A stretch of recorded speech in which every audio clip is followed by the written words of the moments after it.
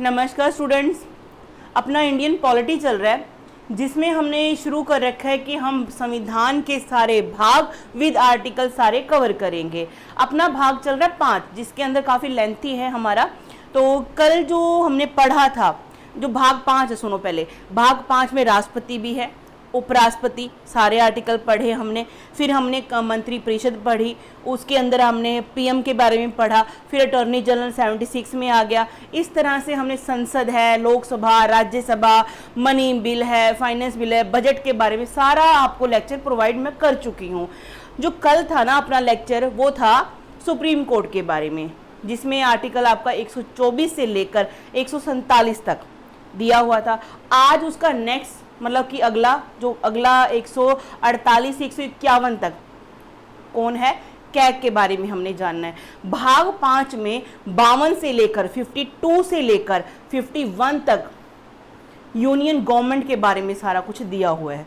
ठीक है जी। तो भाग 5 का हमारा ये लास्ट टॉपिक है कैग, इसके बारे में हमने जानना है। और इसके बाद जो मैं आपको लेक्चर प्रोवाइड करूंगी ना, एक क्विक रिवीजन होगी भाग 5 की, जिसमें आर्टिकल 52 से लेकर 51 तक सारे आर्टिकल मैं आपको एक एक करके करवाऊंगी, कल की जो वीडियो आपको मिलेगी। तो आइए शुरू करते हैं कैग के बारे में। ये कैग का लोगो आप यहाँ पे देख सकते हो, कैग का ये लोगो है।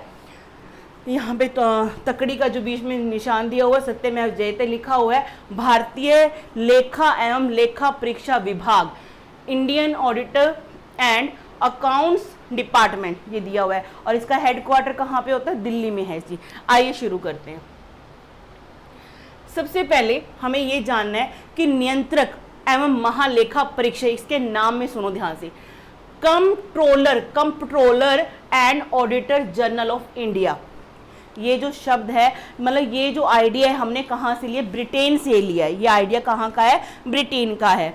यहाँ पे जो नियंत्रक है ना, ये शब्द हमारे वाले जो कैग के ऊपर सही नहीं बैठता, ब्रिटेन वाले कैग के ऊपर सही बैठता। पूछो क्यों, ऐसा क्यों? हमने डेजिग्नेशन तो वहां से उठा लिया, क्योंकि वहां के कैग का वहां की गवर्नमेंट द्वारा पैसे निकालने के समय उसका नियंत्रण होता है, अंकुश लगाता है वो पार्लियामेंट के अंदर। लेकिन हमारे यहाँ पे कैग को पैसा निकालने के बाद सरकार ने मतलब कि अपना पैसा निकलवाना है संचित निधि से, प्राकलन एस्टिमेशन समिति, उसके बाद आपकी जो समितियां थी मैंने आपको करवाई थी, है ना, उसमें से क्या है, मतलब लोक लेखा समिति, ये आपकी समितियां होती हैं, इनकी मंजूरी से पैसा वो निकाल बैठते हैं, गवर्नमेंट निकलवा लेती है भारत की संचित निधि से। अब वो पैसा निकालने के बाद फिर काम शुरू होता है कैग का, मतलब उसने सरकार ने किसी प्रोजेक्ट बनाने के लिए पैसा निकलवा लिया, ठीक है जी, और वो प्रोजेक्ट बन चुका है। अब उसकी जांच कौन करेगा कि जो पैसा लगाया था, सरकार से निकाला था, वो सही जगह लगा भी है कि नहीं लगा, कितना लगा, हर डिटेल चेक करता है। ये कौन चेक करेगा, भाई? कैग की जिम्मेवारी होती है। अब सुनो ध्यान से, कहते भारतीय संविधान के अनुच्छेद 148 में भारत के नियंत्रक एवं महालेखा परीक्षक, comptroller and auditor general of India के स्वतंत्र पद समझते हो आप क्या होता है? जो किसी के अंडर नहीं है, आजाद है बिल्कुल। यही खासियत है हमारे कैग की कि ये किसी के अंडर नहीं है। अगर ये स्वतंत्र होगा तभी तो निष्पक्ष जांच कर पाएगा ना। आप सीधा सीधा समझो, ये वो बंदा होता है जो आपके पैसे खर्च किए तो चेक करते ना, माता जैसे घर पे चेक करती, बता बेटे को पैसे दिए, 100 रुपये कहाँ दिए, तेरे को कहाँ लगा के आया, 10 रुपये तूने उसको दिए, 15 रुपये तूने उसमें लगाए, 15 कॉपी आ गई, पेन आ गया, बाकी पैसे कहाँ पे बता, मेरे को डिटेल दिखा, पर्ची दिखा, किस दुकान से लेकर आया है, ये तो गलत कॉपी लेके आया तू, ये तो 10 रुपये में मिल जानी थी। मतलब एक होता ना अपने घर में भी ऐसे सिस्टम। तो सीधी सीधी बात है, ये इसी तरह से हमारे गवर्नमेंट के द्वारा निकाले गए पैसे और खर्च किए गए पैसे की हिसाब किताब रखता है। ठीक है जी, आगे देखो, यहां नियंत्रक का अर्थ है सरकार के समस्त खर्चों, सरकार जितने भी खर्चे करती है उस पर निगरानी रखना तथा ऐसा प्राधिकार, ऐसी अथॉरिटी रखना जो सरकार के वित्त पर नियंत्रण रख सके। सरकार को भी क्वेश्चनिंग कर सकता है, ये सरकार का क्वेश्चनिंग है, ये भी पैसे कहां लगाए, बता कहां लगाए। आगे है महालेखा परीक्षक, ऑडिटर जनरल। ऑडिटर का मतलब चेकिंग करना, ऑडिटर का मतलब चेकिंग करना। स्कूलों में भी ऑडिट आती है ना, जो संस्थाओं के स्कूल होते हैं वो आपस में क्या करते हैं, ऑडिट करवाते हैं, चेकिंग करवाते हैं कि स्कूल सही ढंग से चल रहा है कि नहीं चल रहा, इस तरह से।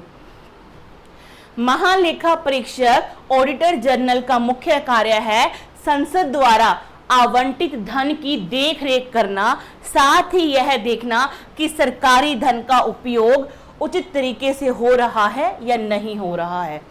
बात समझ रहे हो, इसका काम है सरकारी धन का। एक बात बताइए, ये सरकारी धन कहां से आता है? जनता के डायरेक्ट और इनडायरेक्ट टैक्स से आता है। इन नेताओं की सैलरी हम देते हैं। ये सरकार का जितना भी रख रखाव है, इसका खर्चा किसके ऊपर है? भारत की जनता के ऊपर। ये इनके बाप का पैसा नहीं होता कि तुम जैसे मर्जी लुटाए चले। संविधान वालों ने बहुत अच्छा काम किया कि एक कैग को रख के गए, वो सरकार के पैसों की क्या कर सकता है, सरकार द्वारा निकाले गए पैसे उसके ऊपर जांच करता है कि कैसे पैसा खर्च हो रहा है, कैसे नहीं हो रहा। बात समझ रहे हो, ये पैसा जितना भी इनको हम सैलरियां देते हैं, हमारे पैसों से इनको सैलरी मिलती है। आई बात समझ में? आगे चलते हैं। अब ये संविधान वालों ने अच्छा काम किया कि कैग की पोस्ट बना के गए हैं, और वो क्या है, स्वतंत्र है, आजाद है, किसी के अंडर नहीं है। वो सरकार ने अगर गलत पैसा खर्च किया तो वो सामने लाएगा, उसको बताना पड़ेगा। वो किसी का गुलाम नहीं, किसी के अंडर नहीं, किसी के दबाव में नहीं होता। ठीक है जी, आगे देखते हैं। साथ ही सरकार को वित्तीय मितव्ययता, मितव्ययता क्या होती है? फालतू खर्चे। सरकार को फालतू खर्चे के उपाय भी सुझाना इसका काम है। सरकार को ये सुजेस्ट करता है, भाई साहब ये पैसे आप गलत खर्च कर रहे हो, इतने पैसे खर्च करने की जरूरत नहीं है। बात समझ में आ गई? ये फालतू का खर्चा है। इस तरह से आगे है, ये डेजिग्नेशन मुझे बहुत अच्छी लगती है। आगे है नियंत्रक एवं महालेखा परीक्षक लोक वित्त के संरक्षण, लोक वित्त यानी कि लोगों के जो पैसा है, ऑल फाइनेंशियल सिस्टम के संरक्षण होने के साथ देश के संपूर्ण वित्तीय, पूरा का पूरा फाइनेंस, पूरे के पूरे फाइनेंस को क्या करता है? कंट्रोल करता है। कौन करता है कंट्रोल? ये निगाह रखता है कैसे कि कितने पैसे निकलवा रहे हैं, कहाँ खर्च हो रहे हैं, एक एक स्लिप चेक करेगा, कहीं ये स्लिप भी धोखाधड़ी से तो नहीं बनवाई। आजकल होता है ना कि चीज़ 1000 की ली है और बिल बनवा लिया 1500 का। दुकानदार भी क्या करते हैं, टांका लगाने की हेल्प कर देते हैं इस तरह से। तो ये पूरा पैनी नज़र से, पूरा ये अकेला नहीं होता, ये संविधान में पद इसका एक ही है, लेकिन इसके साथ काम करने वाले बहुत सारे ऑडिटर होते हैं। ठीक है जी, यह नियंत्रण राज्य व केंद्र दोनों स्तरों पे होता है। इसका ये कंट्रोल स्टेट पे भी होता है और यूनियन गवर्नमेंट पे भी होता है। बात समझ रहे हो? पूरे देश के जितने भी हमारे स्टेट्स है, उनका भी खर्चा, उनका भी वित्त का देख रेख, और सरकार का मतलब यूनियन गवर्नमेंट का भी पैसों का लेन देन, खर्चा, सबकी जांच ये रखेगा। इसका कर्तव्य होता है कि भारत की संविधान एवं संसद की विधि तहत वित्तीय प्रशासन, फाइनेंशियल जो एडमिनिस्ट्रेशन है, इसको संभालना पर निगरानी रखे। इसका ये काम होता है। बात समझ रहे हो? संविधान में एक पोस्ट है बंदे की, एक बंदा है, क्या है उसका, एक पोस्ट है जिसका नाम क्या है, कैग हम शॉर्ट में बोलते हैं, कंट्रोलर ऑडिटर जनरल। आर्टिकल कहाँ से कहाँ तक है? 148 से 151 तक। ठीक है जी, ये याद रखना आपने। और संविधान के भाग 5 में लिखा है, ये बंदे की डेजिग्नेशन बनाया किस लिए गया? ताकि सरकार द्वारा निकाले गए पैसे का ये जांच कर सके कि पैसा सही जगह पे लग भी रहा है कि नहीं लग रहा। ये केंद्र गवर्नमेंट मतलब यूनियन गवर्नमेंट के ऊपर भी ध्यान रखता है और स्टेट गवर्नमेंट के ऊपर भी ध्यान रखता है। निगरानी रखने का इसका काम है, और ये बिल्कुल आजाद है, किसी भी गवर्नमेंट के अंडर नहीं होता ये बंदा। आगे देखो, कहते हैं वर्ष 1976 तक नियंत्रक एवं महालेखा परीक्षक के कर्तव्य और अधिकारों की सीमा के अंतर्गत केंद्र तथा राज्य सरकार दोनों के लेखा परीक्षण तथा सभी तरह के वित्तीय लेन देन के समस्त लेखा समिति सम्मिलित थे। ठीक है जी, आप समझ गए होंगे। फाइनेंशियल जितना भी लेन देन है, स्टेट का है चाहे यूनियन का है, कौन ध्यान रखता था? 1976 तक ये। परंतु 1976 के संसद द्वारा पारित एक अधिनियम एक अधिनियम पारित किया गया के माध्यम से कैग को लेखांकन संबंधी दायित्वों से पूर्णतः मुक्त कर दिया गया। लेखांकन मतलब लेखा जोखा रखने संबंधी उसके कार्य को केवल लेखा परीक्षण चेकिंग का काम दे दिया। ठीक है जी, लिखने का, रखने का, लेखा जोखा ये सारा काम से हटाकर सिर्फ एक काम दे दिया, क्या? परीक्षण करो, चेकिंग करो, बस सुनिश्चित कर दिया गया। कब? 1976 के अधिनियम के तहत।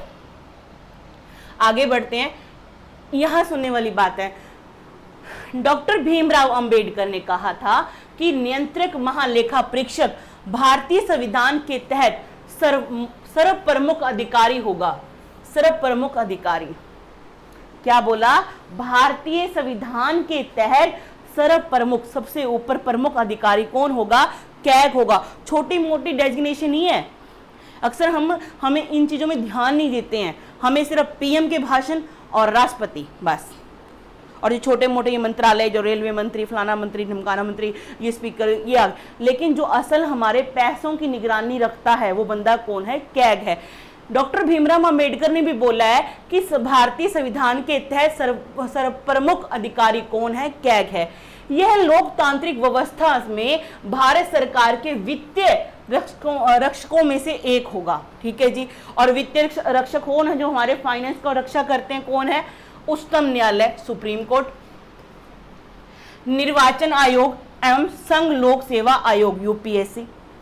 ये वो अधिकारी होते हैं जो हमारे क्या है, भारत को असल मायने में लोकतांत्रिक रख पाते हैं, है ना। वरना तो इनकी तो ये बात हो जाए, सैया भय कोतवाल तो डर का हैगा, अपने पैसे निकाले जाओ, खर्च करे चलो, घोटाले पे घोटाले करते रहो।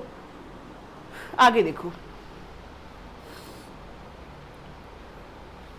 हाँ जी, जो ये हमने कैग का जो आइडिया लिया है ब्रिटेन से लिया, थोड़ा सा 2 लाइनों में मैं आपको कंपैरिजन करके बताती हूँ कि जो ब्रिटेन में कैग होता है वो और जो भारत का कैग है, इन दोनों में क्या डिफरेंस है। आइडिया हमने ब्रिटेन से ही लिया है। भारत का कैग केवल महालेखा परीक्षक की भूमिका निभाता है, नियंत्रक महालेखा परीक्षक की नहीं, नियंत्रण नहीं है हमारे। देखो, पैसा निकालने के लिए प्रस्ताव आता है ना, जैसे मान लो बजट प्रस्ताव आया कि अगले साल हम ऐसा मतलब करने वाले, ये हमारा फाइनेंशियल ईयर है और इसके अंदर ये विभाग को इतना इतना पैसा लगना है और ये हमारे विकास के काम होंगे। उसके ऊपर आपकी क्या है, आपकी एस्टिमेशन जो आपकी समिति होती है, पहले तो विपक्ष ही नहीं जीने देता, विपक्ष भी अंकुश उठाता रहता है उसके ऊपर, बे ऐसा कैसा, ये ऐसे पैसे कहाँ लग जाएंगे, इसकी क्या जरूरत है ये बनवाने की, मतलब क्वेश्चनिंग बहुत सारी होती है। फिर आपकी एस्टिमेट जो प्राकलन समिति होती है, ये भी क्वेश्चन उठाती है कि भाई तुमने ये जो प्रोजेक्ट बताया ना, इसके तो 10,000 करोड़ लगेंगे और तुमने लिखा है 12,000 करोड़, 2,000 करोड़ कहाँ पे खाने वाले हो आप। तो प्राकलन समिति पूरी जांच करके अपनी रिपोर्ट प्रस्तुत करती है। फिर आपकी लोक लेखा समिति 1921 में बनी थी, उसके बाद वो समिति आती है, वो समिति भी क्या करती, पूरी जांच करती है, पैसा निकलवाने के बाद पूरी जांच रखती है उस चीज की। ठीक है जी, निकलवाने की हेल्प में उसमें तो लोक लेखा समिति पूरी जांच रखेगी और उसमें कैग का महत्वपूर्ण रोल होता है। ठीक है जी, आप सुनो मेरी बात ध्यान से, समितियों वाला चैप्टर छोड़ना मत, पढ़ लेना। वहां का जो कैग है वो नियंत्रक का भी काम करता, मतलब जब पैसे के लिए वो भाषण पढ़ते हैं तो उसी में क्या है, वहीं पे वहां का कैग क्या क्वेश्चनिंग करना शुरू कर देता है। पर हमारे यहाँ पे कैग को क्या है, पैसा निकालने के बाद, पैसा खर्च होने के बाद उसका काम शुरू होता है। जबकि ब्रिटेन में महालेखा परीक्षक के साथ साथ इसमें नियंत्रक महालेखा की भी शक्तियां निहित होती हैं। भारत में कैग पैसा खर्च होने के बाद, ये बस ये स्टार लगा लो, सीधी सी बात है, हमें ये याद रखना है कि भारत में कैग पैसा खर्च होने के बाद खातों का लेखा जोखा करता है, यानी पोस्ट फैक्टो। जबकि यूके में कैग की मंजूरी के बिना सरकारी खजाने से कोई पैसा नहीं निकलता, मतलब कैग को मंजूरी देनी पड़ती। यही डिफरेंस है 2 बातों का सिर्फ। भारत का कैग खर्चा होने के बाद जांच करता है और वहां ब्रिटेन का जो कैग है उसकी सहमति के बिना पैसे ही नहीं निकलते, नियंत्रण तो उसका है असल मायने में। आगे चलते हैं, हाँ जी, थोड़ा सा बैकग्राउंड देख लेते हैं इसके बारे में। महालेखाकार का कार्यकाल वर्ष कार्यालय 1858 में स्थापित किया गया था। जो कैग की जो डेजिग्नेशन है, मतलब संविधान बनने से पहले 1858 में इसको स्थापित किया गया था। ठीक उसी वर्ष जब अंग्रेजों ने ईस्ट इंडिया कंपनी से भारत का प्रशासनिक नियंत्रण अपने हाथों में लिया। हिस्ट्री के स्टूडेंट्स को पता होगा 1857 के विद्रोह के बाद तुरंत बाद अगले साल ही क्या हो गया, ईस्ट इंडिया कंपनी से भारत का शासन अपने हाथों में डायरेक्ट कर लिया था और तभी ये कैग का पद भी आया था। कहते वर्ष 1860 में सर एडवर्ड डरमेंट को पहले ऑडिटर जनरल के रूप में नियुक्त किया गया। अब जो हिस्ट्री के स्टूडेंट्स हैं उनके लिए भी इंपॉर्टेंट क्वेश्चन है ये पहले बने थे कौन, सर एडवर्ड डरमेंट। इसके कुछ समय बाद भारत की महालेखा परीक्षक को भारत सरकार का लेखा परीक्षक और महालेखागार कहा जाने लगा। 1866 में इस पद का नाम बदलकर नियंत्रक महालेखा परीक्षक कर दिया गया। पहले क्या था, महालेखा परीक्षक, फिर क्या कर दिया गया, नियंत्रक महालेखा परीक्षक। बात को समझो, पहले क्या था हमारा, महालेखागार, एक नाम ये, ठीक है। फिर सिर्फ ऑडिटर बोलते थे, सिर्फ ऑडिटर, महालेखागार मतलब ऑडिटर को ही बोला, एक नाम ये आया 1860 में। फिर उसके बाद महालेखा परीक्षक नाम पड़ा, इसका दूसरा नाम पड़ गया। फिर तीसरा नाम 1866 में नियंत्रक महालेखा परीक्षक 3 नंबर पे पड़ा हमारा ये। और वर्ष 1884 में से भारत के नियंत्रक और महालेखा परीक्षक के रूप में फिर से नामित किया गया भारत के, ठीक है जी, महालेखा परीक्षक के। आगे भारत सरकार अधिनियम 1919 के तहत महालेखा परीक्षक को सरकारी नियंत्रण से मुक्त कर दिया गया। पहले ये सरकार के अंडर रह के इसे बेचारे को काम करना पड़ता था। अब सरकार के अंडर काम करेगा तो सरकार जैसे इसका नकेल खींचेगी, मतलब जैसे होता ना एक बैल को जो रस्सी होती है वो उसके पास होती है, गाड़ी वाले के पास, बैलगाड़ी वाले के पास, उसके पास होती है, तो जिधर को वो घुमाएगा उधर को मुंह अपना कर लेगा। तो तब तक तो उसके पास था, लेकिन नियंत्रण से मुक्त कब हो गया, 1919 तक, 1919 में ये हो गया। और इसे क्या बना दिया, वैधानिक दर्जा बना दिया, भी किसी के अंडर ना हो। आगे देखिए, यह व्यवस्था 1947 तक अपरिवर्तित रही, मतलब बिना चेंज चलती रही। स्वतंत्रता के बाद भारतीय संविधान के अनुच्छेद 148 में भारत के राष्ट्रपति द्वारा एक नियंत्रक महालेखा परीक्षक की नियुक्ति किए जाने का प्रावधान किया। अब भारत का राष्ट्रपति नियुक्त करेगा किसको, कैग को। एक क्वेश्चन तो हमारा यहाँ क्लियर हो गया सीधा सीधा कि जो कैग की नियुक्ति कौन करता है, राष्ट्रपति करता है। लेकिन कैग का जो पद है वो स्वतंत्र है, किसी के अंडर नहीं है, ठीक है जी, किसी गवर्नमेंट के अंडर नहीं होगा। वर्ष 1958 में कैग के क्षेत्राधिकार में जम्मू कश्मीर को शामिल किया गया। ये क्वेश्चन को भी बड़े ध्यान से रखना कि जम्मू कश्मीर का भी लेखा जोखा किसके अंडर आ गया, कैग के अंडर। कब से, 1958 से। आगे है, वर्ष 1971 में केंद्र सरकार ने नियंत्रक और महालेखा परीक्षक के कर्तव्य, शक्तियां, सेवा शर्तें अधिनियम 1971 लागू किया था। इसके 1971 में कैग के लिए क्या है, इसकी शक्तियां क्या होनी चाहिए, ठीक है जी, कर्तव्य क्या होना चाहिए, सेवा शर्तें क्या होनी चाहिए, ये निर्धारित किया गया, ठीक है जी। आगे है, अनुच्छेद 279 में शुद्ध आय की गणना कैग द्वारा प्रमाणित की जाती है। जो नेट हमारी इनकम हुई है उस नेट इनकम का प्रमाणित करने का अधिकार भी, हाँ इतनी हुई है नेट इनकम, ठीक है, तो ये प्रमाणित करने का, सर्टिफाइड करने का अधिकार किसके पास है, कैग के पास है। भी कौन ये बताएगा भी नेट वर्थ इनकम हमारी इतनी हुई है, तो ये किसके पास अधिकार है, कैग के पास। और किस अनुच्छेद में लिखी है ये बात, 279 में। अब आप मैम बोलोगे, मैम आपने तो बोला था कैग के लिए जो आर्टिकल हैं 148 से लेके 151 तक है, और 279 कहाँ से आ गया। अरे भाई वो शुद्ध आय की बात हो रही है, आगे भी आएगा आपको, ठीक है। एक स्वतंत्र अधिकारी है, इसके काम से रिलेटेड आपको आर्टिकल कहीं कहीं और भी मिल सकते हैं। आगे देखते हैं, कहते तीसरी अनुसूची में भारत के संविधान की तीसरी अनुसूची की धारा 4 भारत के कैग और सर्वोच्च न्यायालय के न्यायाधीशों द्वारा पदभार ग्रहण के समय ली जाने वाली शपथ का प्रावधान करती है। जब मैंने कल आपको सुप्रीम कोर्ट पढ़ाया था, सुप्रीम कोर्ट के जजेस जो शपथ लेते हैं अनुसूची 3 के अनुसार वो लेते हैं, उसमें ही कैग की क्या है शपथ के बारे में भी लिखा हुआ है। ठीक है जी, सेम प्रावधान है इन दोनों के लिए। आगे है, यहां देखिए कैग की संरचना। कैग की संरचना मतलब कैग एक क्या है, एकल सदस्यीय संस्था है। जैसे मान लो मेरी एकेडमी है, मैं ही यहाँ की हेड हूँ, मैं एकल क्या हूँ, संसदीय संस्था हूँ। अपने आप को मैं मानती हूँ कि मेरा एक अकेली का ये काम है, एक ही बंदे की संस्था होना जिसमें एक ही मेंबर हो। संविधान ने तो लिखा है सिर्फ एक ही मेंबर, ये अपने काम की हेल्प के लिए और मेंबर रखता है, लेकिन संविधान में सिर्फ एक ही मेंबर की बात करके गए हैं, वो करके नहीं गए। ठीक है जी, अभी बताती हूँ, आगे भी देखना।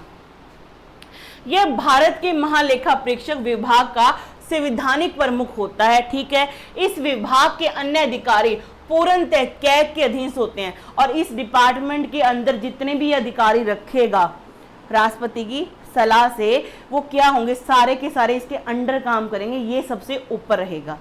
आगे देखते हैं, कहते भारत के अन्य राज्यों में कैग के अभिकर्ता यानी कि एजेंट के रूप में कई अन्य अकाउंटेंट जनरल की नियुक्ति किए जाते हैं, जो राज्य सरकार के लेखा जोखों की जानकारी कैग को देते हैं। अब सुनो ध्यान से, आपके दिमाग में क्वेश्चन आना चाहिए भी था कि मैम आपने बोला कि जो कैग है वो union government plus state government, इन सबका क्या है, लेखा जोखों का अपने पास जांच करता रहेगा, देखेगा। ये ऐसा कैसा शक्तिमान है ये, है ना, क्वेश्चन तो आया होगा भी इतना बड़ा क्या शक्तिमान है, इसके पास इतनी पावर है, ये कैसे करता होगा इतना काम।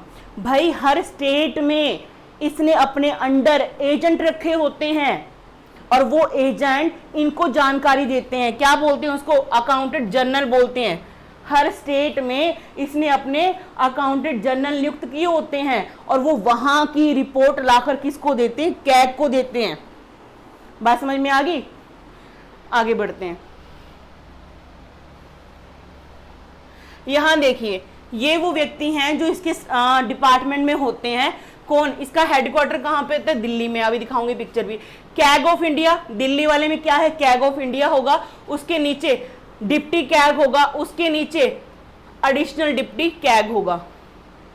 समझ में आया, ये वाले संविधान में तो एक ही पद का नाम लिखे गए, लेकिन इसके अंडर बहुत सारे लोग काम करते हैं। काम भी तो बहुत बड़ा है भाई, होने भी चाहिए।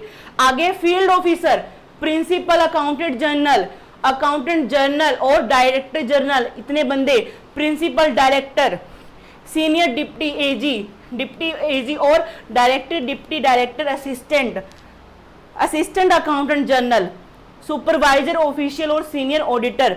मतलब ये एग्जाम में नहीं आते भाई, चिंता मत करो, घबराओ मत कि ऐसे याद करने पड़ेंगे। हाँ, बस इतना पता होना चाहिए भी अकेला नहीं, इसके नीचे और भी लोग काम करते हैं। ठीक है, मेरा मकसद ये बताने का था आपको, कहीं घबरा जाओ मैम क्या पास इतनी सुपर पावर है कि अकेला ही इतना कुछ चेकिंग कर ले, है ना, ऐसा नहीं होता। इसके नीचे काम करने वाले होते हैं सुपरवाइजरी ऑफिशियल, सीनियर ऑडिट और अकाउंट ऑफिसर्स, असिस्टेंट ऑडिटर और अकाउंट ऑफिसर।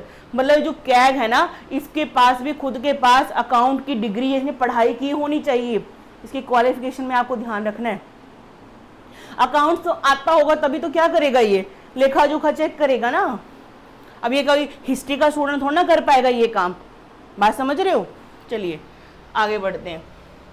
ये जस्ट आपको समझाने के लिए था बच्चे कि इस तरह से इसके नीचे और भी बंदे काम करते हैं। ये आपका वो हेडक्वार्टर है, controller and auditor general of India. समझ में आ रही बात, ये कहाँ पर है, दिल्ली के अंदर है। भारत के नियंत्रक व महालेखा परीक्षा controller and auditor general of India, ये इनका ऑफिस है, आप देख सकते हो। ठीक है जी, आगे बढ़े।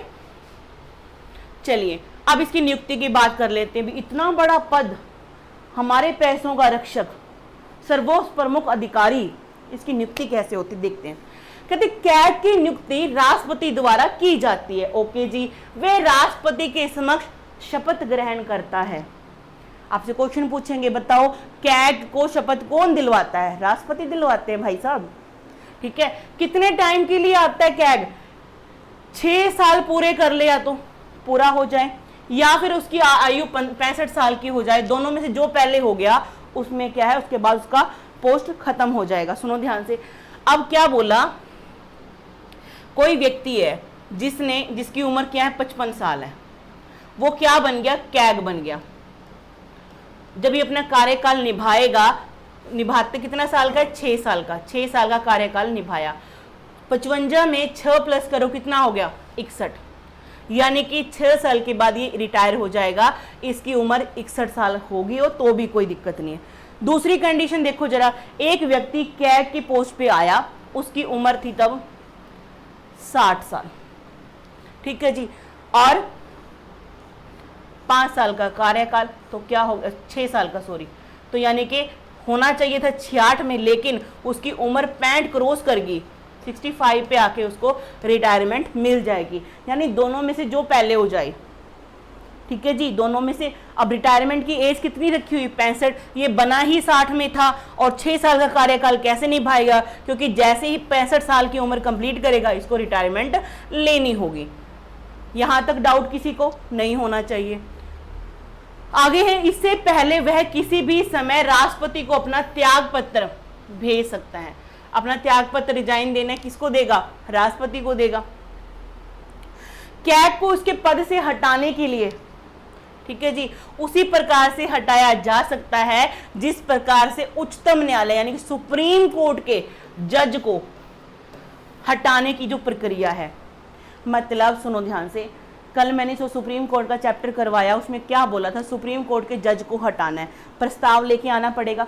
मान लो वो प्रस्ताव पहले लोकसभा में ला रहे हो, तो लोकसभा के 100 मेंबर पहले प्रस्ताव लिखेंगे, राष्ट्रपति को संबोधित करते हुए स्पीकर को पकड़ाएंगे।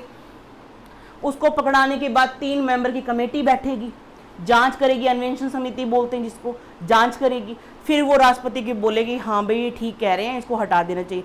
वही सेम प्रक्रिया। उसके बाद क्या होगा, लोकसभा में 2/3 से प्रेजेंट मेंबर का, वोटिंग करने वाले मेंबर का 2/3% 2/3 मतलब हिस्सा अगर हम यस बोलेंगे तो ही वो हटेगा। और 2/3 स्पेशल मेजोरिटी होती है। मेजोरिटी का चैप्टर देखना आप, अगर आपने नहीं देखा तो हर चीज कोरिलेटेड है। एक भी स्टेप छूट गया आपको आसान नहीं है कवर कर पाना, समझ नहीं आएगा। मेजोरिटी वाला चैप्टर देखो, उसी तरह से कहते हैं अगर कैग को हटाना है तो स्पेशल मेजोरिटी चाहिए। और स्पेशल मेजोरिटी क्या होती है, अलग अलग, लोकसभा अलग 2/3 से पास करे, राज्यसभा अलग 2/3 से पास कर दे, और फिर ये जाएगा राष्ट्रपति के पास सिग्नेचर होने के लिए। ऐसी कंडीशन पूरी करने के बाद कैग को और या फिर सुप्रीम कोर्ट के जज को हटाया जा सकता है। भाई साहब इस चीज को ध्यान में रखना। आगे देखते हैं, कैग का वेतन उच्चतम न्यायालय के न्यायाधीश के समक्ष होगा। अब उच्चतम न्यायालय यानी कि सुप्रीम कोर्ट के जज के, सीजीआई की बात नहीं कर रही हूँ, सीजीआई की तो 2,80,000 है और अदर जजेस की कितनी है, 2.5 लाख है। तो कैग की भी कितनी होगी, 2.5 लाख। समझ में आ गई, सैलरी वो होगी जैसे सुप्रीम कोर्ट के जज की होगी उतनी ही इसकी होगी। कैग के पेंशन व भत्ते भारत की संचित निधि कंसोलिडेटेड फंड ऑफ इंडिया पर भरित होते हैं। मतलब इसकी जो सैलरी है कहां से आती है, कंसोलिडेटेड भारत की संचित निधि से भाई इसकी सैलरी आती है। इस चीज का आपने ध्यान रखना है। आगे देखो, अवकाश प्राप्ति यानी रिटायरमेंट के बाद, आपको ये लाइन दिखाई नहीं दे रही होगी, कहते हैं अवकाश प्राप्ति के बाद क्या कोई भी सरकारी पद धारण नहीं कर सकता।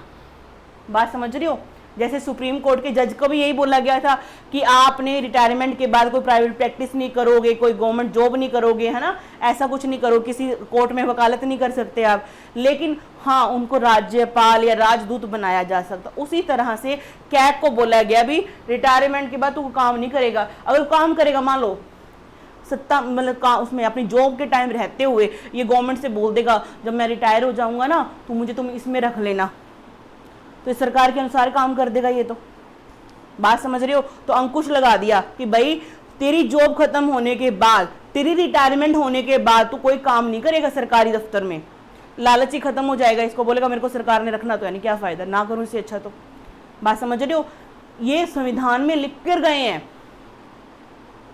अगर ऐसा होता कि हाँ सरकारी पद पे ये बाद में रिटायरमेंट के बाद ज्वाइन कर सकते होते तो सरकारें कब के खरीद लेती इसको। और यहाँ पे हर चीज बिकाऊ है, आपको पता ही है। ठीक है, आप समझ रहे इस चीज को कि सरकार के किसी पद पे ये ज्वाइन नहीं करेगा, क्योंकि अगर मान लो जब तक ये जॉब में है तभी सरकार से सांठ-गांठ कर लेगा कि मैं तुम्हारे फेवर में बना देता हूँ अकाउंट सारा, और जैसे मेरी रिटायरमेंट होगी आप मुझे इसमें रख लेना। इसको रखना ही नहीं है, कह के गए हैं वो, तो कुछ नहीं करना, इसको कहीं रखना ही नहीं है। आगे, हाँ, और इसकी जो मतलब एजुकेशन है आईएएस के बराबर होती है, इंडियन एडमिनिस्ट्रेटिव सर्विसेज, मतलब ऐसे ही यानी कि पास कर चुका होता है, वहां ऐसे पेपर एग्जाम क्लियर किए होते हैं, ऐसे बंदे को रखा जाता है। इंडियन ऑडिटर अकाउंट सर्विस भी इसने अगर पास की होती है, ऐसे बंदे को रखा जाता है। यूपीएससी क्लियर किया होना चाहिए, ऐसे बंदे को इस पोस्ट पे लाया जाता है। थोड़ा सा मैंने ब्रीफ आपके लिए रखा था कि आपको ये पता लग जाए। आगे देखते हैं। हाँ, कैग के कार्य, वैसे तो कैग के कार्य मैंने अच्छे से समझाई दी, पर फिर भी आप पढ़ लो। कहते महालेखा परीक्षक का कार्य प्राथमिक उद्देश्य सुनिश्चित करना है कि संसद द्वारा आवंटित धन को उसी उद्देश्य हेतु खर्च किया जाए। व्यय मतलब खर्च किया जाए जिस उद्देश्य हेतु संसद से आवंटित किया है। मतलब सरकार ने जो पैसा निकलवाया है जिस उद्देश्य को कहकर कि भाई मैं ये काम करने जा रहा हूं, मेरे को ये पैसे चाहिए, तो उस उद्देश्य के लिए पैसे खर्च किए भी कि नहीं किए, ये काम देखना किसका है, कैग का। ठीक है जी। आगे है, साथ ही यह भी देखना कि धन की वही प्राधिकरण खर्च कर रहा है जिसे खर्च करने के लिए प्राधिकृत किया गया था। मतलब उसने बोला कि ये पैसे मैं निकलवा रहा हूं भी फलां फलां जगह पे, इतना मैंने सड़क बनवाना है, लेकिन बाद में उसकी इच्छा बदल गई, कुछ और काम करवाना शुरू कर दिया, स्विमिंग पूल बनवा रहा है अपने गांव में, या कोई होटल में वालों को दे रहा है पैसे होटल में पैसे लगवा रहा है जहाँ पे उसकी जरूरत नहीं है। तो जिस चीज के लिए पैसे निकलवाए उस चीज को उसी पे खर्च कर रहा है या नहीं कर रहा है, ये देखना किसका काम है, कैग का काम है। ठीक है जी। लेखा परीक्षक का उद्देश्य यह होता है कि प्रत्येक खर्च वित्तीय आलोचना की जाए। वह सरकार द्वारा निकाले गए पैसे की वित्तीय आलोचना करता ही रहता है। ठीक है जी, उसका काम है और करना भी जरूरी है, वरना ये सरकारें तो रातों रात पता नहीं क्या कर दें। यदि कोई अनियमितता पाई जाए तो उस पर उचित कार्यवाही की जा सके।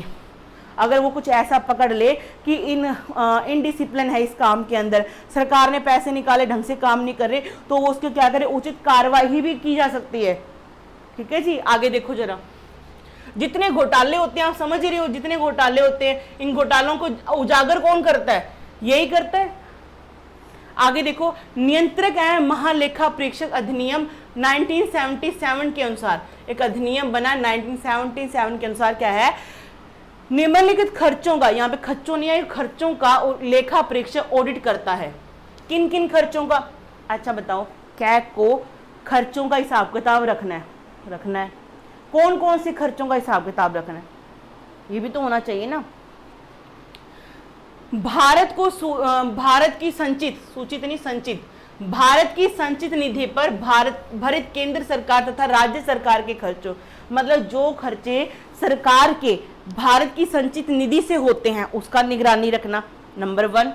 नंबर 2 है भारत को आकस्मिक निधि, कंटीजेंसी फंड और लोक निधि के खर्चों का, इनका भी ध्यान रखना है। कंसोलिडेट फंड का ध्यान रखना है और कंटीजेंसी फंड का ध्यान रखना है और लोक निधि का।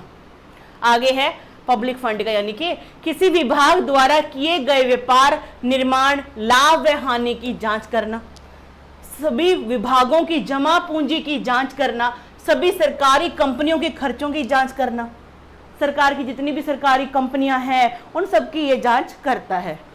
उन सभी निगमों के खर्चों की जांच करना जिनके कानून द्वारा कैग को अनुमति दी जाए, और उन डिपार्टमेंट्स की भी चेकिंग कर सकता है जिनको क्या है, जिनकी जांच करने का अधिकार सरकार दे दे, भी हाँ ये भी जांच करो इसकी, है ना। आगे नोट पढ़ो, यहाँ पे नोट पढ़ने ध्यान से। कहते राज्य व केंद्र सरकारों के सभी खर्चों वित्तीय जांच करता है। ये बंदा क्या करता है, ये बता ही दिया मैंने, स्टेट गवर्नमेंट और यूनियन गवर्नमेंट के सरकारों के सभी खर्चों की जांच करता है।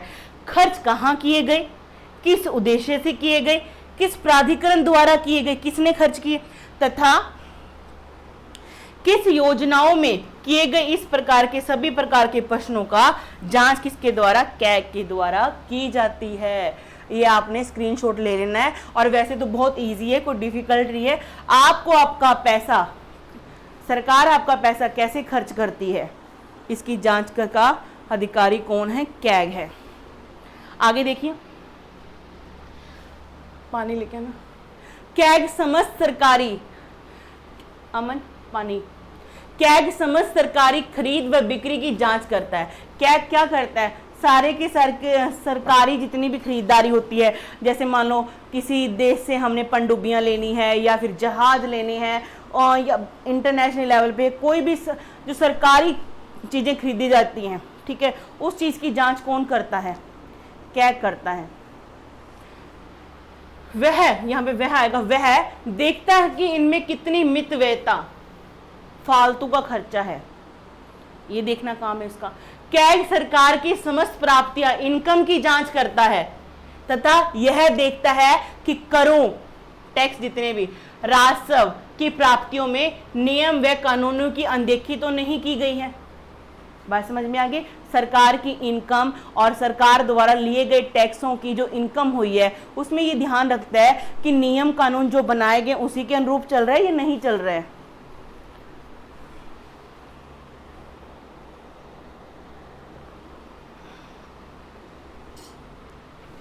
आगे देखते हैं, नियंत्रक एवं महालेखा परीक्षक किसी कर या शुल्क के शुद्ध आगमों नेट प्रोसीड का निर्धारण करता है तथा प्रमाणन करता है। यह शुद्ध आगमों का अर्थ है कर या शुल्क की ऐसी प्राप्तियां जिसमें संग्रहण की लागत सम्मिलित ना हो। ठीक है जी, मतलब नेट आपका जो टैक्स इकट्ठा हुआ है उसकी जांच कौन करेगा? कैग करेगा। मतलब ऐसे क्वेश्चन नहीं आते, पर फिर भी आपको जानकारी भाई साहब होनी चाहिए। ठीक है, आगे बढ़ते हैं। शुद्ध आय, आय मतलब जितनी भी इनकम हुई है। हाँ, यहाँ देखिए एक चीज आपको दिखाने वाली है, जो कैग है ना, वो फाइनेंशियल ईयर, हमारा फाइनेंशियल ईयर कहाँ से कब तक होता है? 1 अप्रैल से लेकर 31 मार्च तक। जब मैंने बजट पढ़ाया था ना, उसमें देखना जरा आप। ठीक है, ये क्या करता है, फिर उसकी रिपोर्ट तैयार करता है, रिपोर्ट तैयार करके सेंट्रल गवर्नमेंट की रिपोर्ट देता है प्रेसिडेंट को, और स्टेट गवर्नमेंट की रिपोर्ट प्रोवाइड करता है गवर्नर को। आगे जब गवर्नर का अपना स्टेट गवर्नमेंट पढ़ेंगे ना, उसमें ये आएगा, आगे इसको डिटेल में करा दूंगी। अब यहाँ देखो, पहले इसने फाइनेंशियल ईयर की रिपोर्ट तैयार कर दी भाई साहब। इसने जो सेंटर की रिपोर्ट तैयार करके किसको देगा? प्रेसिडेंट को देगा। ये क्वेश्चन आया हुआ है कि कैग जो अपनी रिपोर्ट तैयार करता है वो किसको देता है? ऑप्शन आएंगी, स्पीकर को, सभापति को, राष्ट्रपति को, पीएम को। तो आप क्या लगाओगे? राष्ट्रपति को। राष्ट्रपति फिर वो रिपोर्ट पार्लियामेंट में रखता है। ठीक है जी, वहां से वो रिपोर्ट जाती है पैक के पास। पैक क्या एक समिति है, पब्लिक अकाउंट कमेटी के पास जाएगी। ठीक है, और पब्लिक अकाउंट कमेटी का हेड कौन होता है? Leader of opposition. कैग क्या करेगा? बिल्कुल निष्पक्ष जांच करके प्रेसिडेंट को दे दिया। प्रेसिडेंट ने एज इट इज पार्लियामेंट में रख दी। पार्लियामेंट ने क्या करेगी? इस समिति को पकड़ा देगी। अब इस समिति के अध्यक्ष कौन है? लीडर ऑफ ऑपोजिशन है। कब से है ये लीडर ऑफ ऑपोजिशन? आप ये बताओ, रिपोर्ट गलत आई है ना, अब ये जीने थोड़ी ना देगा लीडर ऑफ ऑपोजिशन। जो करंट गवर्नमेंट ने पैसे गलत जगह पे खर्च किए, उसका जांच क्या कर के किसने दे दिया? कैग ने दे दिया। किसको? प्रेसिडेंट को। प्रेसिडेंट ने पार्लियामेंट ने पैक को, पब्लिक अकाउंट कमेटी को दे दी। अब पब्लिक अकाउंट कमेटी का हेड कौन है? कौन है भाई? Leader of opposition. अब लीडर ऑफ ओपोजिशन है, जीने नहीं देगा अगर गलत रिपोर्ट निकली। और ये ओपोजिशन का जो लीडर को इस कमेटी का हेड बनाया जाए, ये कब निर्धारित हुआ? 1967 में। उससे पहले क्या होता होगा? गोलमाल, सब गोलमाल है भाई, सब गोलमाल है। समझ में आ गया? ओपोजिशन का लीडर तो क्या करेगा? अब जांच करेगा, मतलब पूरा उसको गुस्सा आएगा इसी गलत किया तूने, पूरी सरकार की नीति सामने ला के रख देगा जनता के। घोटाले पे घोटाला आप सुनते होंगे। अब इस कमेटी के अंदर सुनो कितने टोटल मेंबर होते हैं? 22 मेंबर होते हैं। लोकसभा से 15 मेंबर और राज्यसभा से 7 मेंबर होते हैं। जो ये पब्लिक अकाउंट कमेटी है ना, 1921 में बनी थी। 1919 के चैम्सफोर्ड की रिपोर्ट मतलब जो आई थी 1919 में, उसके अनुसार। ठीक है जी, आगे देखते हैं। मॉन्टेग्यू चेम्सफोर्ड, ठीक है जी, ये हो गया अपना।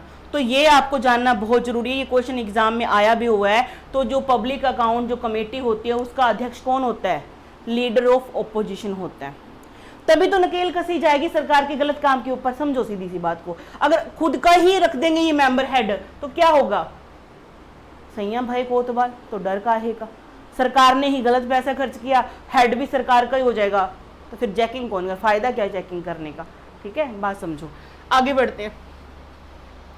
ये स्टेट गवर्नमेंट का, जब स्टेट गवर्नमेंट करवाऊंगे पार्ट 6 में तब आएगा, तब पढ़ाऊंगे। आगे देखो जना, लोक लेखा समिति के सदस्यों का चुनाव। अब ये लोक लेखा समिति के जो सदस्य आपने देखे, जिसमें लोकसभा के 15, राज्यसभा के 7, टोटल 22 मेंबर है। ये ऐसे थोड़ा ना बन जाएंगे कि मेरा चाचा है, मेरा भतीजा है, मेरा मामा है, मेरा बेटा है, मेरा फलाना ढिमकाना, ऐसे नहीं बन जाएंगे। इलेक्शन होते हैं भाई इनके। लोक लेखा समिति के सदस्यों का चुनाव दोनों सदनों द्वारा संक्रमणीय मत पद्धति के द्वारा अनुपातिक रूप से किया जाता है, जैसे प्रेसिडेंट का करते हैं। कहते हैं इसमें सामान्यतः सभी दलों के प्रतिनिधि होते हैं, सभी पार्टियों के मेंबर होते हैं इसमें मैक्सिमम, यही एक सामान्य रूप है। कहते परंतु कोई मंत्री लोक लेखा समिति का सदस्य नहीं हो सकता। वेरी गुड पॉइंट, सुनो ध्यान से।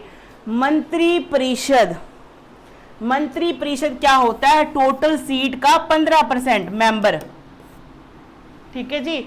इनमें से कोई मेंबर इस कमेटी में नहीं बैठेगा। आप ये बताओ, सरकार के सरकारी सदस्य तो है नहीं इसमें बैठे हुए, अब बाकी दलों के मेंबर हैं, अब बाकी दल वाले छोड़ेंगे सरकार को? नहीं छोड़ेंगे। प्रावधान तो बहुत अच्छा किया हुआ है, ठीक है जी। आगे बढ़ते हैं। कहते वर्ष 1967 के बाद से इस समिति का अध्यक्ष विपक्षी दल के किसी सदस्य को चुना जाता है।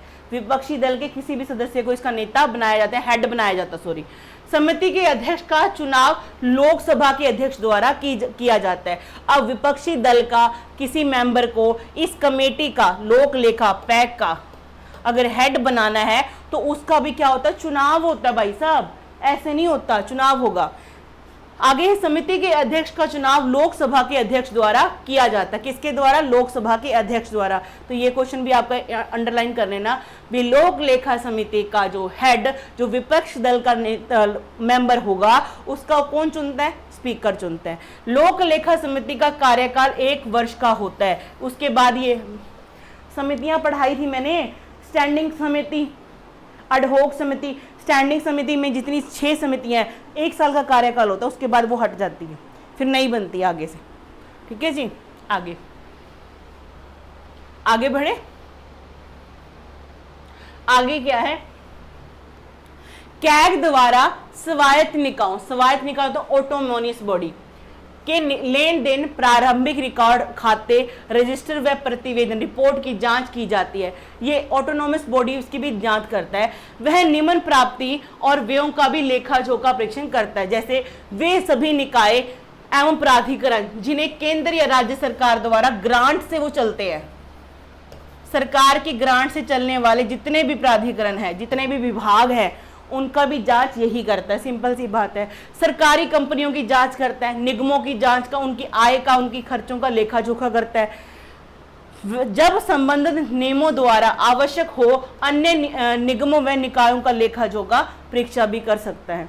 भी इनसे संबंधित कोई अलग डिपार्टमेंट है, मतलब ये तो सरकारी है ही, इससे संबंधित कोई और निगम भी है, तो उसकी जांच भी कौन करेगा? कैग करेगा।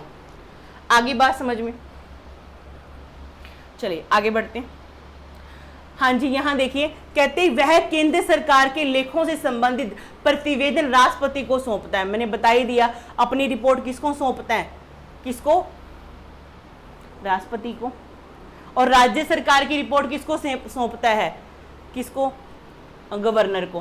कहते ये बात कहाँ लिखी हुई है कि जो कैग अपनी रिपोर्ट है राष्ट्रपति को देगा? 151 में लिखी हुई है, बिगाड़ लो, क्या बिगड़ेगा? 151 में लिखा हुआ है ये बात कि जो कैग है अपनी रिपोर्ट किसको देगा? राष्ट्रपति को देगा। वह राज्य सरकार की लेखा संबंधित प्रतिवेदन राज्यपाल को देगा, जो उसे विधानमंडल के पटल पे रखते हैं, वो विधानमंडल में रख देगा आगे। वह संसद की लोक लेखा समिति के मित्र और मार्गदर्शक के रूप में कार्य करता है। कौन? कैग करता है। हाँ जी, ये ना क्या करता है, जब सेशन चल रहा होता है वहां पे बैठ सकता है, सुन सकता है बातें उनकी, ठीक है। महालेखा परीक्षक संसद की अभिकर्ता एजेंट होता है और इसके माध्यम से खर्चों का लेखा जोखा परीक्षण होता है। वह इस तरह केवल संसद के प्रति जिम्मेदार होता है। राष्ट्रीय एवं अंतर्राष्ट्रीय स्तर पर लेखा परीक्षक हेतु परीक्षण देना कैग का महत्वपूर्ण कार्य है। कोई भी मंत्री संसद के दोनों सदनों में नियंत्रक महालेखा परीक्षक का प्रतिनिधित्व नहीं कर सकता, किसी मंत्री को नहीं बनाया जा सकता, ठीक है जी, ये भी ध्यान रखना। और कोई मंत्री उसके द्वारा किए गए कार्यों की जिम्मेदारी नहीं ले सकता। आगे बढ़ते हैं। कैग की शक्तियां देख लो जी। कैग की शक्तियां क्या है? वह केंद्र सरकार के सर्वोच्च लेखांकन संस्था है जो सिविल न्यायालय की शक्तियों का धारण करता है, ठीक, बता दिया आपको। इसके अंतर्गत वह किसी भी विभाग की लेख प्रपत्र की जांच कर सकता है। वह किसी भी विभाग से दस्तावेज की मंगवा सकता है, ये उसकी शक्ति है। किसी भी डिपार्टमेंट से वो क्या है, डॉक्यूमेंट्स मंगवा सकते हैं। इसकी क्या है जी, लिमिटेशन देख लो। सॉरी, कैग व लोक लेखा समिति, इसके बारे में सुन लो। संसद के द्वारा कैग की प्रतिवेदन अपनी रिपोर्ट को लोक लेखा समिति को सौंपा जाता है और लोक लेखा समिति द्वारा कैग के प्रतिवेदन की सरलीकृत किया जाता है। मतलब जिस भाषा में वो लिखकर कैग ने दिया होगा उसको इजी लैंग्वेज में लिख के देता है, क्योंकि कैग की प्रतिवेदन तकनीकी होती, क्योंकि इसकी भाषा खुद की टेक्निकल होगी, अकाउंट से जुड़ा हुआ बंदा है, ठीक है जी। और लोक लेखा समिति क्या कर देगी, इसको इजी बना देगी। लोक लेखा समिति अपनी प्रतिवेदन रिपोर्ट संसद में प्रस्तुत करती है। कैग प्रतिवेदन यानी रिपोर्ट को समझने में लोक लेखा समिति की सहायता करता है और कैग क्या उनको बताता है, भी देखो ये मैंने यहाँ पे ये लिखा है और यहाँ पे इन्होंने घपला कर रखा है, ये कुछ बातें ऐसी, ये अपनी बात समझाएगा किसको, लोक लेखा समिति को। लोक लेखा समिति के द्वारा प्रतिवेदन को समझने के लिए कभी कभी कैग को बुलाया जा सकता है।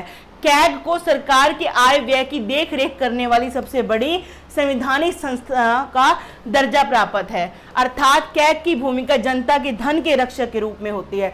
तो भाई ये टॉपिक को जरूर सुनना, आपके पैसे का रक्षक कौन है? आप खुद तो बोलते नहीं हो, आपके पैसे की रक्षा कौन कर रहा है इस टाइम, बताओ, खुद बताओ कौन कर रहा है? कैग कर रहा है, कैग। हर चीज डिटेल में जानो इसके बारे में। कैग अपनी रिपोर्ट किसको देता है? राष्ट्रपति को। राष्ट्रपति किसको देता है? लोक लेखा समिति को। आगे बढ़ते हैं।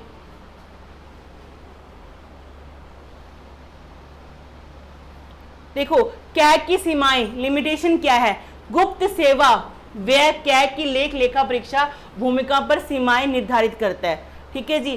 कहता है इस संबंध में कैग कार्यकारी एजेंसियों द्वारा किए गए व्यय के ब्यौरे नहीं मांग सकता, ठीक है जी। किससे? कार्यकारी एडहोक जो एजेंसियां होती हैं, एक्टिंग एजेंसियां होती हैं, उनसे नहीं मांगता, बल्कि उसे समक्ष प्रशासनिक प्राधिकारी से प्रमाण पत्र को स्वीकार करना होता है जो व्यय इस प्राधिकार के अंतर्गत किया गया है। कैग की भूमिका व्यय होने यानी खर्च होने के बाद केवल खर्च का लेखा जोखा करना होता है। बिगाड़ कुछ नहीं पाएगा बेचारा, ये तो रिपोर्ट ला के दे देगा, भी देख लो इन्होंने ये कर दिया, ये कुछ कर नहीं पाएगा। यही बात बोला है कि सरकार के द्वारा पैसा खर्च होने के बाद उसकी रिपोर्ट तैयार करता है, पर हमारे लिए तो ये मसीहा है, हमारे पैसे का रक्षक है। आगे देखते हैं। हाँ जी, यहाँ पे लिखा है सार्वजनिक निगमों, सार्वजनिक पब्लिक जो डिपार्टमेंट्स हैं, निगमों की लेखा परीक्षण में कैग की भूमिका सीमित है। यहाँ देखो निगमों के साथ इसके संबंध को निम्नलिखित 3 श्रेणियों में रखा गया है। कुछ निगमों की लेखा परीक्षक पूर्ण रूपेण व प्रत्यक्ष तौर पर कैग के द्वारा की जा सकती है। कुछ तो ऐसे डिपार्टमेंट है जिसकी सीधी ये जांच कर सकता है। कौन कौन से? जैसे उदाहरण है आपके लिए दामोदर नदी घाटी निगम, तेल व प्राकृतिक गैस, नेचुरल गैस संबंधी, air India, Indian airlines corporation, इनके सीधे ये जाके जांच कर सकता है। एक तो ऐसे निगम आगे, एक ऐसे निगम है, सुनो ध्यान से, कहते कुछ निगमों की लेखा परीक्षक निजी पेशेवर लेखा परीक्षकों के द्वारा की जाती है, यानी कि प्राइवेट पेशेवर, उनसे ये लेखा परीक्षकों की उनसे जांच करवाता है। कैग की सलाह पर केंद्र सरकार द्वारा नियुक्ति किए जाते हैं। मतलब कुछ प्राइवेट ये क्या कर सकता है, क्या कर सकता है, निजी पेशेवर क्या रखता है, अकाउंटेंट रख सकता है। ठीक है जी, किस मतलब क्या करेगा, केंद्र सरकार के द्वारा नियुक्त करवा सकता है और उनकी जांच करवा सकता है निगमों की। पहले में तो ये खुद कर सकता है, डायरेक्ट कर लेगा, दूसरों में ये प्राइवेट रख सकता है अपने। यदि आवश्यक हो तो कैग पूरक लेखा परीक्षक रख सकता है। पूरक मतलब एडिशनल, ठीक है जी, एडिशनल रख सकता है। उदाहरण कैसे, केंद्रीय भंडारण निगम, औद्योगिक वित्तीय निगम तथा अन्य। कुछ निगमों को लेखा परीक्षक पूरी तरह से निजी लेखा परीक्षक को हो जाती है जिसमें कैग की कोई भूमिका नहीं होती। कुछ निगम ऐसे हैं जिसमें कैग की कोई भूमिका नहीं है, वहां का लेखा जोखा निजी तौर पे किया जाता है। ठीक है जी, निजी लोक लेखा यानी निजी प्राइवेट अकाउंटेंट से करवाया जाता है। उदाहरण कौन सा है, जीवन बीमा निगम। अब कैग इसकी रिपोर्ट नहीं बनाएगा, कौन बनाएगा, प्राइवेट। 3 तरह की निगम बता दिए गए आपको जिसमें क्या होता है, एक तो डायरेक्ट अपना कैग ही कर लेगा, दूसरा क्या है, कैग अपने अंडर निजी रख लेगा, प्राइवेट अकाउंटेंट रख लेगा। कुछ ऐसे होते हैं जो सीधे सीधे किसके आते हैं, प्राइवेट अकाउंटेंट के अंडर आते हैं। जैसे आपका आरबीआई हो गया, भारतीय स्टेट बैंक हो गया, भारतीय खाद्य निगम हो गया। ठीक है जी, ये चीज को आपने ध्यान में रखना है। आगे है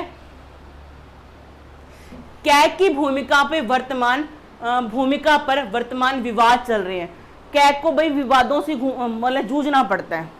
ठीक है जी, विवादों से जूझना पड़ता है। देखो जरा, कहते वर्तमान में नियंत्रक एवं महालेखा परीक्षक यानी कैग के द्वारा कुछ मामलों पर अनुमानित घाटे को बात की जा रही है जो वर्तमान में विवाद का मूल कारण हुआ है। जैसे कौन सा, 2G स्पेक्ट्रम विवाद है। 2G स्पेक्ट्रम आवंटन वर्ष 2008 में पहले आओ पहले पाओ, ये इनका टैगलाइन थी, नीति के आधार पर किया गया था।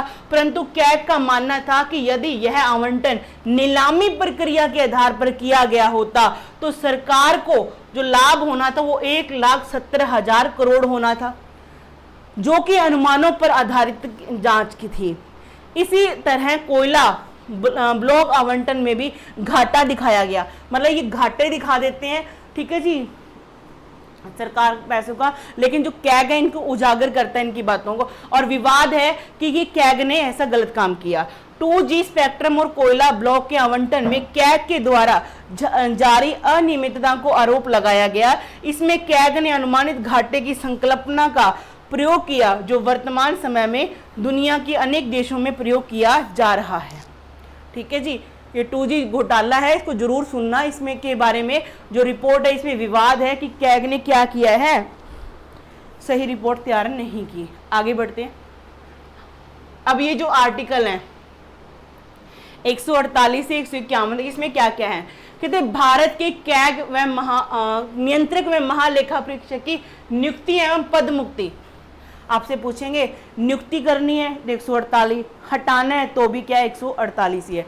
149 में क्या लिखा है, कार्य व शक्तियां, कैग की कार्य व शक्तियां। 150 में क्या लिखा है, संघ यानी कि यूनियन गवर्नमेंट राज्यों के लेखा प्रारूपों के संबंध में राष्ट्रपति को सलाह, ये सलाह संबंधी है राष्ट्रपति को। और 51 में क्या है, अपनी रिपोर्ट प्रेजेंट करना, किसको, राष्ट्रपति को। 148 में क्या है, नियुक्ति और पद मुक्ति, पद से हटाना, पद मुक्ति के बारे में लिखा हुआ है, पद से हटाना या खुद भी रिजाइन कर देना। 149 में क्या लिखा है, शक्तियां, इसके पास क्या क्या शक्तियां हैं और कार्य क्या क्या करेगा ये। ठीक है जी, हमारे लिए यहाँ आसान हो जाएगा, सिंपल सी बात है। 150 क्या है, यूनियन प्लस स्टेट गवर्नमेंट के लेखों के संबंध में राष्ट्रपति को सलाह, राष्ट्रपति को सलाह देना।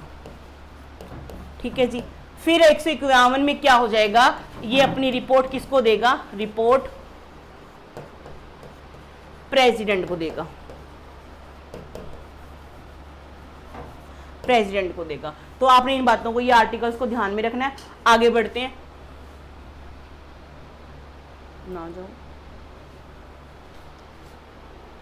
आगे हैं, अभी तक जितने भी कैग बन चुके हैं उनकी लिस्ट आपके सामने। सबसे पहले तो हमें ये मेन रखना है कि ये पहला कौन बना, ठीक है जी, कौन बना, वी नरसिंह राव, ठीक है, कार्यकाल 1948 से लेकर 1954 तक, ठीक है जी। उसके बाद ए के चंद है, ए के राय है, एस रंगानाथन है, ए बख्शी है, ज्ञान प्रकाश है, त्रिलोकनाथ चतुर्वेदी है, सी एस सोमैया है, वी के सुंगलू है, वी एन कोल है, विनोद राय है, शशिकांत शर्मा है, राजीव महर्षि है और गिरीश चंद्र मुर्मू जो करंट हमारे हैं। इस तरह से आपको ये याद रखना मतलब इन द सेंस क्या बात होगी,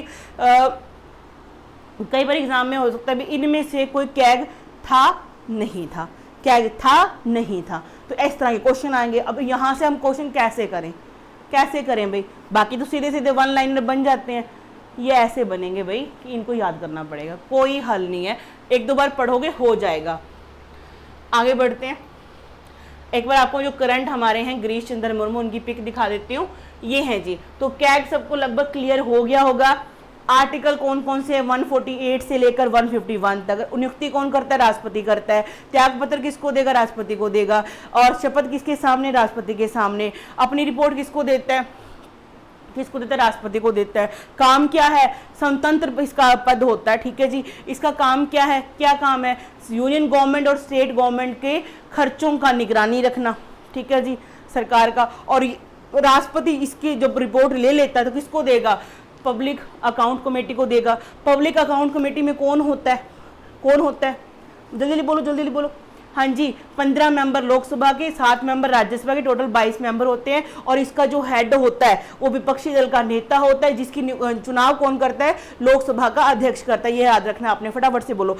फिर यहाँ पे हर दल के मेंबर लिए, तो मंत्रिपरिषद में से कोई मेंबर यहाँ पे नहीं होगा, इस बात का ध्यान में रखना, ठीक है जी, मंत्रिपरिषद का कोई मेंबर यहाँ से नहीं होगा। सरकार की गलत नीतियों का क्या करेगा, ये उजागर करेगा, सरकार के सारे फालतू के खर्चों को सामने लाएगा, ठीक है जी। आज के लिए इतना ही, मिलते हैं नेक्स्ट क्लास के अंदर।